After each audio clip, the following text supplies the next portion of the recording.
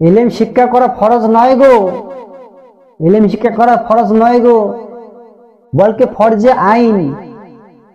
নামাজ তো 10 বছর ফরজ, নামাজ তো 10 বছর উপরে ফরজ, রোজা রোজা 7 বছর, যাকাত তো মাল হলে। আর ইলম, ইলম শিক্ষা জন্ম থেকে নিয়ে মৃত্যু পর্যন্ত। কে বলেছে? আমাদের নবী জনাবে সুসম বলেছে যে ইলম শিক্ষা করা জন্ম থেকে নিয়ে দোলনা যাওয়া পর্যন্ত, দোলনা যাওয়া পর্যন্ত, দোল থেকে দোলনা পর্যন্ত ইলম শিক্ষা করা ফরজ। ইলম, ইলম এত গুরুত্ব। আজ আজকে যে কোরআন চলছে, মাদ্রাসা মক্তবে যে মাদ্রাসার মধ্যে যে কোরআন চলছে, শিক্ষা চলছে, এটা একটা গাইডলাইন, এটা একটা গাইডলাইন মুসলমানের জন্য।